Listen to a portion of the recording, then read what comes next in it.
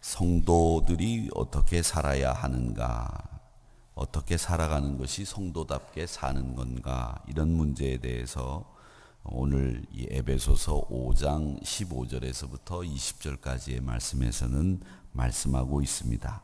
또 이 이야기는 성도 한 분 한 분이 교회이기 때문에 교회가 교회답기 위해서 어떤 모습을 가져야 되는가, 교회가 어떻게 운영되어야 되는가라고 하는 말씀과 동일한 말씀으로 이해를 하시면 되겠습니다. 15절 말씀에 보면 너희가 어떻게 행할지를, 이런 표현을 통해서 우리가 어떻게 살아야 될 것인지에 대한 질문을 던지고 있습니다. 15절을 우리 같이 한번 읽어보도록 하겠습니다. 시작. 그런즉 너희가 어떻게 행할지를 자세히 주의하여 지혜 없는 자같이 하지 말고 오직 지혜 있는 자같이 하여. 그리고 이 질문에 대한 답을 말씀을 통해서 주시고 있는데, 성도답게 교회답게 사는 삶이 무엇인지를 이 바울의 메시지를 통해서 생각해 보도록 하겠습니다. 먼저 성도답게 교회답게 사는 것은 어떤 삶이냐 하면, 첫 번째가 뭐냐면 주의하는 삶입니다. 주의하는 삶. 15절의 말씀에 보니까 어떻게 행할지를 자세히 주의하여라고 되어 있습니다. 이 주의한다라고 하는 말은 부지런히 살핀다는 뜻입니다. 그래서 1번에는 여러분 주의하여라고 그렇게 쓰시고, 그 주의하여 사는 삶이라고 이렇게 쓰시면 되겠고, 거기에 주의하는 것은 뭘 얘기하느냐면 부지런히 살피는 사람을 주의하는 것이다, 이렇게 이해를 하시면 되겠습니다.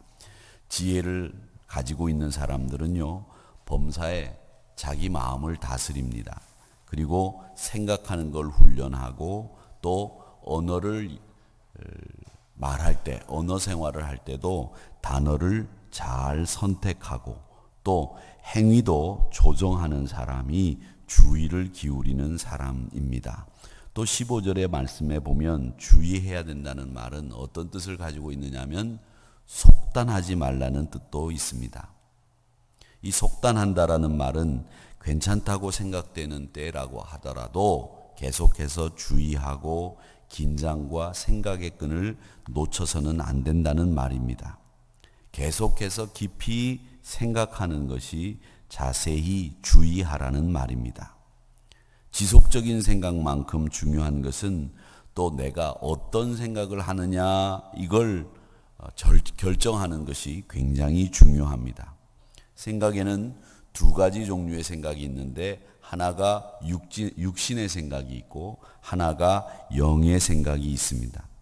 그래서 바울은 늘 말씀하기를 육신의 생각은 경계해라, 영의 생각은 가져라, 이렇게 말씀을 합니다.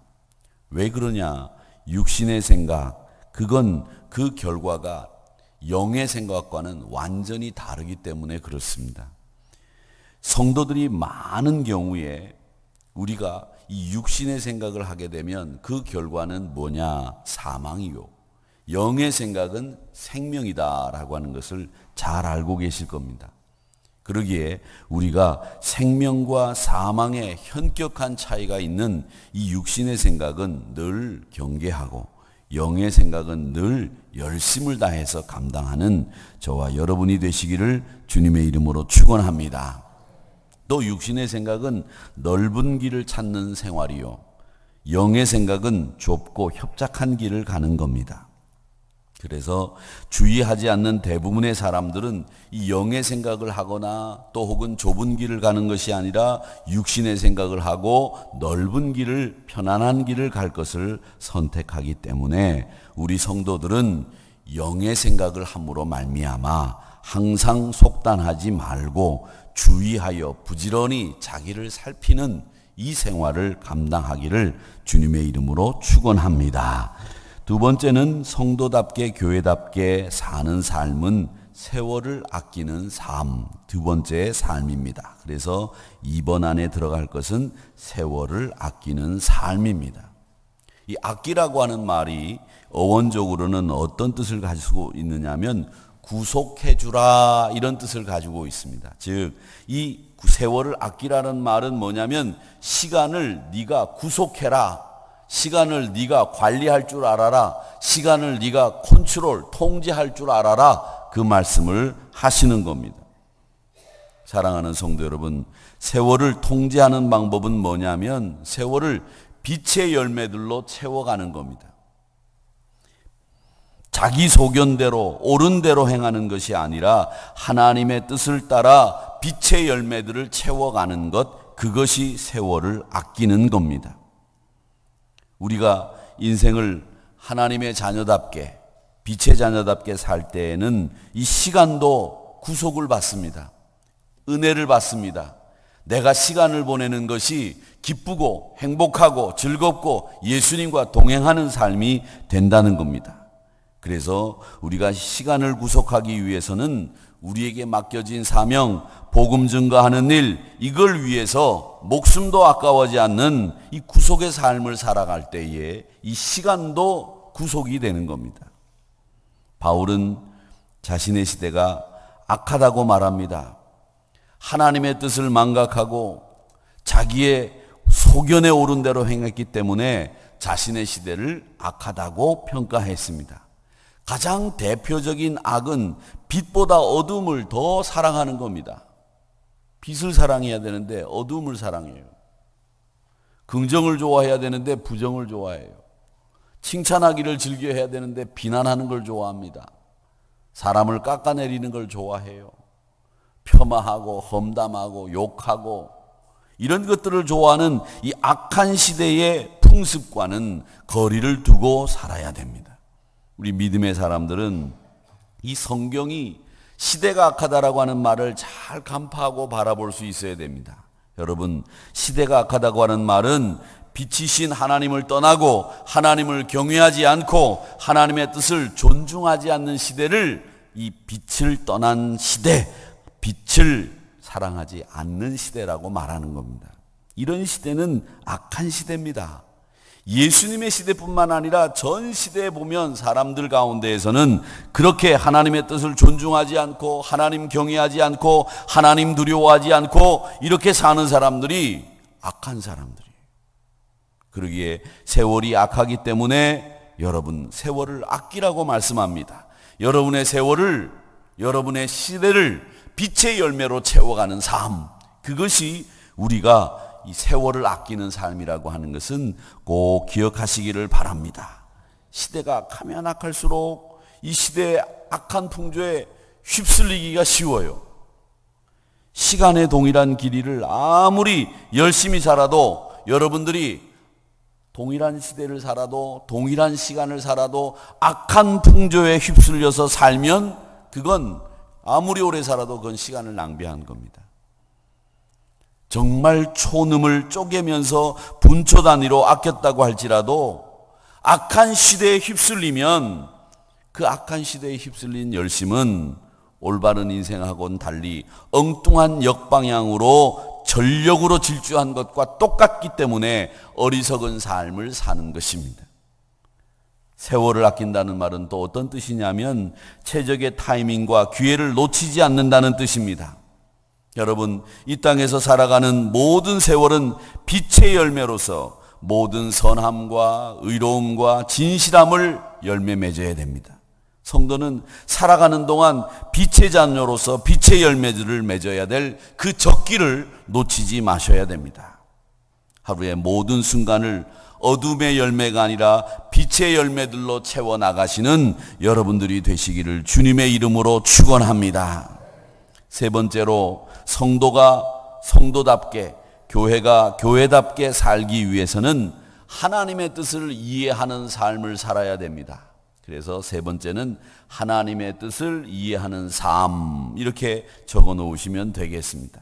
17절을 한번 읽어보도록 하겠습니다. 시작. 그러므로 어리석은 자가 되지 말고 오직 주의 뜻이 무엇인가 이해하라. 아멘. 주의 뜻을 이해하고 그 뜻대로 살아가는 인생이 지혜로운 삶입니다.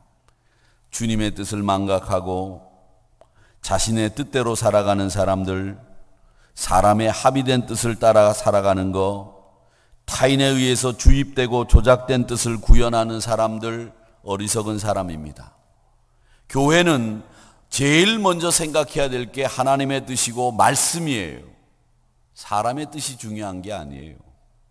사람의 뜻이 중요할 것 같으면 정치를 해야죠. 민주주의를 해야죠. 교회는 민주주의나 정치제도를 구현하는 것이 아닙니다. 교회는 사람이 합의된 뜻을 구현하는 데가 아니란 말입니다. 교회는 하나님의 뜻을 구현하고 말씀을 이 땅에 적용하기 위해서 하나님이 세우신 공동체지, 사람이 사람들끼리 합의해서 천만의 말씀이요. 사람이 뭔데요? 하나님의 말씀을 구현하고 하나님의 말씀이 실천되기 위해서 우리가 여기에 세움을 받은 곳이지, 그렇게 살기 위해서 부름을 받은 곳이지, 사람이 사람들끼리 합의해서 그 뜻을 실현하기 위해서 세운 곳이 교회입니까? 아니에요. 여러분 분명히 아셔야 됩니다. 우리가 왜 여기 부름을 받고 살아가고 있는지 그걸 알고 있어야 돼요. 하나님의 뜻을 알지 못하면서 왜 살아야 되는지, 왜 믿어야 되는지, 어떻게 살아야 되는지, 어디로 가야 되는지 그걸 이해하지 못하고 살아가요. 사람의 뜻을 이야기해요. 하나님의 뜻을 이야기하지 않습니다. 그 누구도 하나님의 뜻을 이야기하지 않으면 그건 교회가 아니에요. 하나님의 뜻을 역행하면서 세월을 아끼고 교회라고요?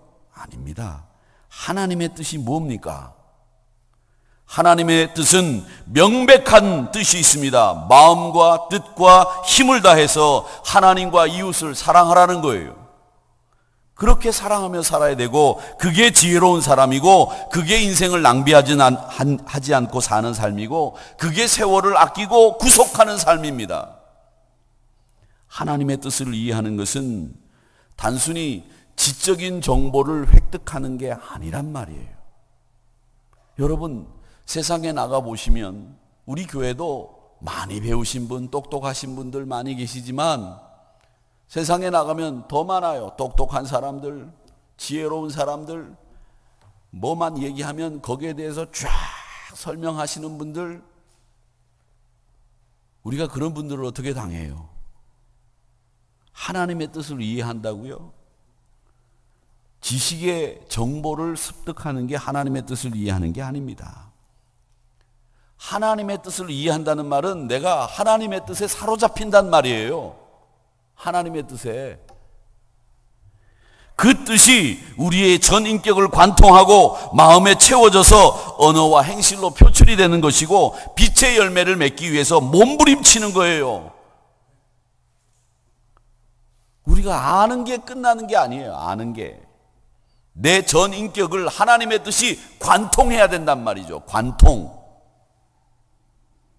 그래서 바울은 하나님의 뜻을 이해하는 방법을 18절에서 말씀하고 있습니다. 술 취하지 마라. 이거 방탕한 것이니 성령 충만함을 받으라. 술과 성령을 두 가지를 비교합니다. 왜? 두 가지가 다 취하는 거기 때문에 그래요. 성령도 취하는 것이고 술도 취하는 것이고, 이 말은 뭐냐면 우리를 조종할 수 있는 능력을 가진 게 두 가지라는 거예요. 술도 우리를 조종할 수 있다는 거예요. 사람을 엉망으로 만들 수 있다는 거죠. 성령도 우리를 조종할 수 있어요. 그런데 우리가 누구의 조종을 받아야 되느냐? 성령의 조종을 받아야 된다는 겁니다. 성령의 조종을 받아서 성령에게 사로잡힌 바 된 상태에서 하나님의 뜻을 이해해야지, 성령에 사로잡힌 바 되지 않으면 하나님의 뜻을 이해 못한다는 거예요. 자신의 생각, 자신의 기준, 자신의 판단을 따라 뭔가를 이해하면 그 이해 내용이 동일할 수는 있어도 성경이 말하는 하나님의 뜻이 나를 사로잡는 일과는 거리가 멀다는 거예요. 그래서 우리 사랑하는 성도 여러분, 성도가 성도답게, 교회가 교회답게 하기 위해서는 여러분 하나님의 뜻을 이해하는 삶, 그 삶을 살아가기 위해서 성령이 나를 완벽하게 주장할 수 있도록 만들어 가시기를 주님의 이름으로 축원합니다. 그 다음에 성도가 성도답게, 교회가 교회답게 살기 위해서는 네 번째, 성령 충만한 삶을 살아야 됩니다. 오늘 18절 말씀을 제가 읽어드렸는데, 성령 충만함이라고 하는 것은 제일 먼저 성령 충만을 받기 위해서는, 여러분 기억하세요? 성령 충만이 뭐라고 말씀드렸습니까? 이 컵에 충만이 채워지는 게 아니라 그랬지요. 성령 충만은 이렇게 채워지는 게 아니라 성령의 지배를 받는 거예요.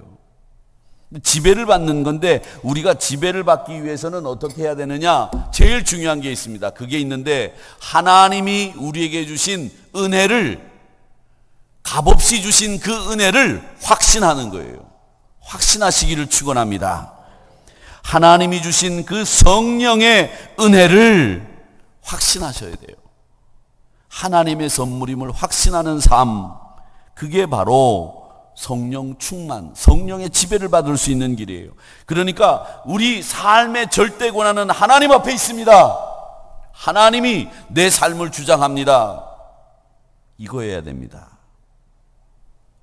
하나님은 우리로 하여금 하나님을 찬양하고 복음 전하는 일 감당하게 하시고 또 주의 사역을 감당하게 하시기 위해서 성령 충만함을 값없이 주신 겁니다. 우리가 이런 게 필요하다라고 하는 걸 깨닫기 전에 이미 하나님은 우리에게 필요한 걸 아시고 주의 일을 위해서 써야 될 능력 같은 걸 미리 주시는 거예요. 그래서 19절에 보면 성령 충만한 분들의 모습이 나옵니다. 19절 성령 충만한 분들의 모습이 나오는데 우리 한번 읽어보겠습니다. 19절 시작. 시와 찬송과 신령한 노래들로 서로 화답하며 너희의 마음으로 주께 노래하며 찬송하며. 아멘. 신령한 노래로 성령 충만한 사람은 시와 찬송으로 소통하는 사람들입니다. 시는 아름다운 언어이고 찬송은 하나님을 높이는 가락이고 신령한 노래는 천군 천사들이 화답하는 노래들입니다. 성령으로 충만한 사람은 혼자서 노래하는 독창만 부르지 않습니다. 가장 아름다운 언어는, 가장 감미로운 멜로디는 하늘과 땅의 모든 피조물이 더불어 화답하는 조화로운 합창을 통해서 하나님 앞에 올려드릴 때 그 찬송이 가장 아름다운 찬송입니다. 또 하나 성령 충만한 사람은 어떤 사람이냐? 20절 말씀을 같이 읽어보겠습니다. 시작. 범사에 우리 주 예수 그리스도의 이름으로 항상 아버지 하나님 앞에 감사하며. 감사하는 사람, 조화를 이루어 모든 성도들과 하나님 앞에 영광을 올려드리는 사람, 또 늘 감사하는 사람, 이런 사람이 성령 충만한 사람이라는 겁니다. 성령 충만한 사람은 특정한 상황이 돼야 감사하고 특정한 때가 이르러서 감사하는 사람이 아닙니다. 그분의 사고방식 자체가 감사라고 하는 사고방식으로 만들어져 있는 사람이에요. 감사라고 하는 이 필터를 통해서 말이 나가고, 감사라고 하는 필터를 통해서 행동이 나가고, 감사라고 하는 이 원칙에 의해서 사는 사람, 그 사람이 바로 성도답게 교회답게 만드는 하나님의 뜻을 잘 이해하는 사람이라고 하는 겁니다. 그러니까 변덕스럽지 않다는 거죠. 사랑하는 성도 여러분, 감사는 어느 때는 하고 어느 때는 안 하는 이런 것이 감사가 아닙니다. 감사는 우리 삶의 근본적인 존재 이유이고 우리 삶의 존재 근거가 감사로부터 출발해야 돼요. 그게 바로 우리 성도들의 삶입니다. 바울은 성도들이 어떻게 살 것인지를 심각하게 고민하고 있습니다. 바울은 하나님의 자녀에게 어울리는 삶의 방식에 대해서 질문을 던지고 지혜로운 자처럼 살아야 된다고 말합니다. 시대가 악하기 때문에 세월을 아끼라고 말합니다. 거듭난 사람의 기준과 질서에 따라서 살아가야 된다고 말씀합니다. 부디 빌기는 하나님의 뜻을 알고 싶은 사람들은 성령 충만을 받아야 되고, 성령으로 충만한 사람들은 성도들과 함께 조화로운 아름다운 노래로 하나님 앞에 영광을 올려드리고 범사에 감사로 사는 사람들이라고 하는 것을 오늘 이 말씀을 통해서 배우게 됩니다. 성령 충만함은 하나님의 뜻을 이해하고 빛의 열매를 맺기 위한 것입니다. 하나님의 뜻이 우리의 마음과 생각과 뜻과 가치관 그리고 입술 우리의 몸을 관통하는 성령 충만함에 의해서 주어지는 그 놀라운 은혜를 여러분의 것으로 만드시기를 주님의 이름으로 축원합니다.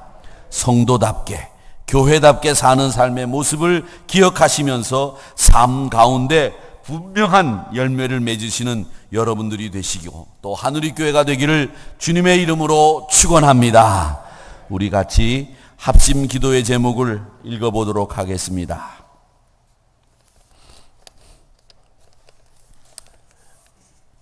다섯 가지의 기도 제목이 있습니다. 우리 같이 기도 제목을 놓고 기도하겠습니다.